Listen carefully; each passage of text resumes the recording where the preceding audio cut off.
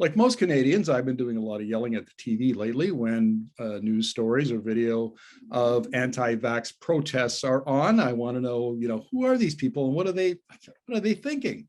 And not only that, I want to know where the cops are. I mean, why can't the police clear laneways into hospitals, keep them from badgering and pestering patients as they're going in? I mean, it seems outrageous, and yet it keeps going on. So I'm going to talk to senior lecturer Clare McGovern from Fraser University about that. Welcome to the interview, Clare. Hi, nice to be here. Well, look, I think with that kind of an introduction, why are these people doing what they're doing, Clare? Okay, well, there seems to be a bit of an overspill from some of the intense partisanship that we've seen in the US over the last 4 or 5 years, where what happens is that people get so attached to the sort of political view of the world, but also, I think, more importantly, their distrust of authority. In that it almost doesn't matter what you're talking about, so vaccines in this situation, but it could be immigration policy or who won the US election in a different situation, where people get so entrenched in their views and it almost becomes part of their identity that you're no longer having a debate where you're looking at the scientific evidence.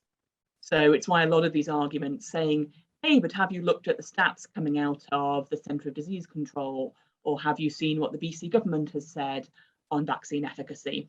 That's almost, people are talking past each other when they're doing that, because people are beginning to feel like it's part of my identity to not be taken in by what government's telling me. And so the more people say, here are these really official establishment-based sources of scientific information, people are almost saying, no, I don't want to do that.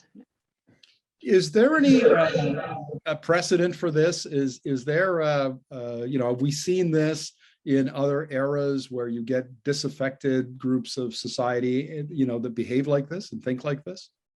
I mean, certainly on the exact situation of vaccines, there of course has been an anti-vax movement that's been going really since the 1990s.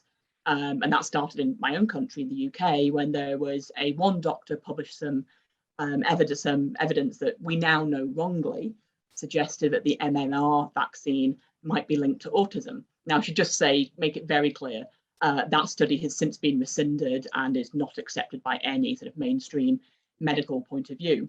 But that really seemed to get the ball rolling on parents who, of course, parents are very concerned about making the right decision for their children. But it grew into this sort of distrust of the medical system. And then, of course, you play into the fact we have a long history of populist parties and populist movements who think that governments are in it for sort of corrupt reasons and are not to be trusted. So you can go right back to the interwar period, Western Europe, for examples, but also prairie populism here in Canada. And I suppose the thing that's different this time around is social media. Exactly. So whereas in sort of previous generations, you knew how you felt and maybe somehow some close friends felt. But if all the messages you were getting around you were that, no, this is the mainstream view, then you perhaps might say it quite quietly to people that you trusted. Whereas now it's not hard to find lots of people who do. And there's a lot of studies out there that show that we look for echo chambers in all of our media, but of course that's even easier to do in social media. We look for the people who are reinforcing the views that we already have. Okay, now we understand why anti-vaxxers are protesting outside hospitals. Now, this is clearly inappropriate. And like many Canadians, I've asked why the police aren't there, either, well, I suppose not arresting them, but at least getting them out of the way so they're not, bothering people in protest someplace else. What's your take on that? Well, we do actually already have an offence under the criminal code, which is intimidation, which of course is very narrowly focused because the right to protest is an important one. But if you are compelling someone to do something that they have the lawful right not to do, so in other words, you're trying to stop them going into a hospital, or vice versa, you're trying to stop them wearing a mask or receiving a vaccine or medical treatment, which clearly they have a lawful right to do. That's a crime if you're doing so using threats and violence, if you are blocking the highway, if you're pursuing somebody. So the police do have those sort of tools at their disposal. But of course, it can be very difficult when you have a large crowd of people.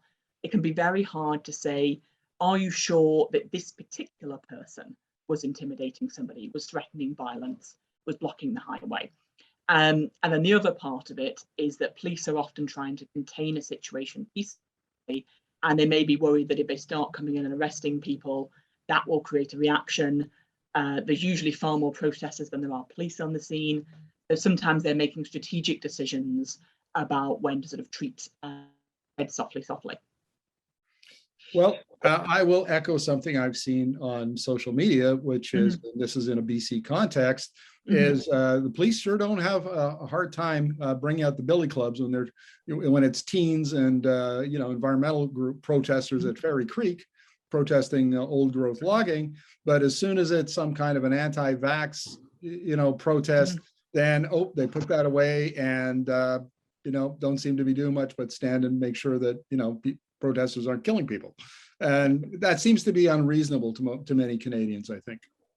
Yeah, and I think this may be why there's been such a push within the federal election campaign, in that you begin to see political parties saying, can we bring out any specific laws about it?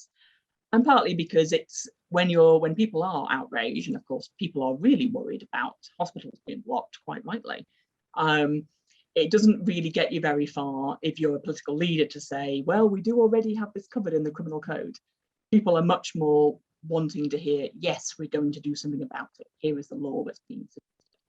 So we've seen both the Liberals and the NDP bringing out a suggested new law in the last couple of days. Well, so now we've had the protesters that have dogged the Liberal leader Justin Trudeau, and in fact, one of them, or several of them, threw gravel at him at one point, and which seems outrageous. Again, didn't seem like anybody was prevented or arrested on the spot. What the suggestion has been made that group is either organized but maybe even just weaponized by some of the extreme political parties or the extreme groups. And so what's the danger here that kind of anger and gets weaponized in the way that Trump did it in the US?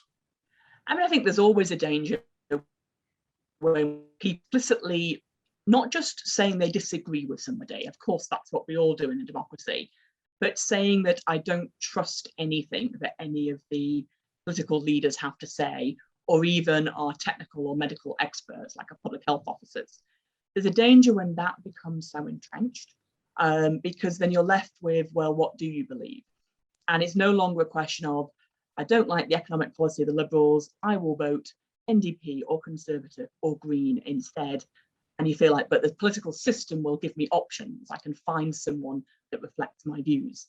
What you're beginning to see here is what we call anti-system views, where you're saying, I don't believe the legal or political system as a whole, I don't trust. And that's certainly what began to happen in the US, where people no longer trusted what elected officials were telling them about who had won the election, how many votes had been cast. Does that then lead to the government and our democratic institutions becoming illegitimate in the eyes of a significant portion of the electorate? It can do. And sort of as long ago as the 1970s, there were political scientists who were really worrying about this. So one person, an example, is Giovanni Sartori, who was Italian and who emigrated from Italy after the war to the US. And he was really concerned when he saw the remnants of what had been the Fascist Party and the Communist Party, who would make these kind of appeals to people. And we see it now in some of the modern day far-right parties in Europe and things like the People's Party of Canada here too. In that, as I said, they're not just saying, I disagree with this policy, so you should change government. They're actually almost fundamentally challenging the system and saying not really anything will do other than tearing things down. Well, we saw not that long ago on Twitter, Maxime Bernier, the leader of the People's Party of Canada, actually calling for revolution. Exactly. And yeah, and that's exactly the kind of rhetoric that people have been concerned about. Because then where do you go from there if you don't like what's happening? It's saying that it's not enough to go and cast your vote or write a letter to your MP or turn up and peacefully protest, which is of course a big part of our political system, but that you have to go one further, or that it's legitimate to use violence to push your particular political view. So when we're watching the anti-vax protesters protest around a hospital, what we're really seeing is a political, a social problem that is festering, but could get worse and pose a real difficulty for Canadian democracy. I think so. And to be honest, I'm not sure it is just connected to COVID and vaccines.